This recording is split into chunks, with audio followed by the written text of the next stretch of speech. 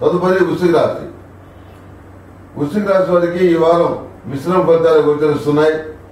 ఆర్థికపరమైన వ్యవహారాలు, విద్యా సంబంధమైన వ్యవహారాలు, రాజకీయపరమైన వ్యవహారాలు ఇవన్నీ కూడాను మిశ్రమైన ఫలితాలు ఇచ్చే ధోరణిలో కనబడుతుంది.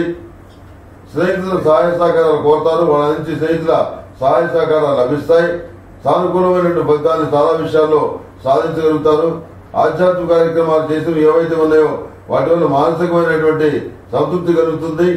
మానసికమైనటువంటి వేదనకు దూరంగా ఉండటానికి ఎక్కువగా ప్రయత్నిస్తారు.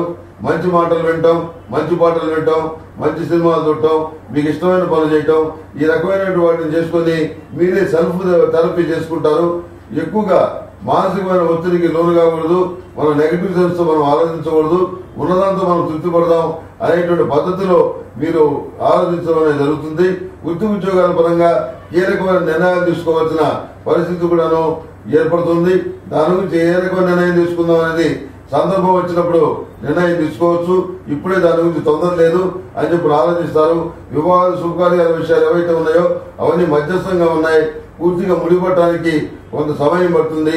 ఏదికేమైనా కొన్ని విషయాలకి వేచి ఉండాలని చెప్పని నిర్ణయించుకుంటారు.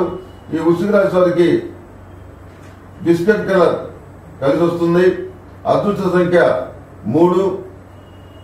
ఏదైనా పని మీద వెళ్ళేటప్పుడు శుక్రవారం నాడు కానీ శనివారం నాడు కానీ వెళ్ళండి. సానుకూల ఫలితాలు సంప్రాప్తిస్తాయి.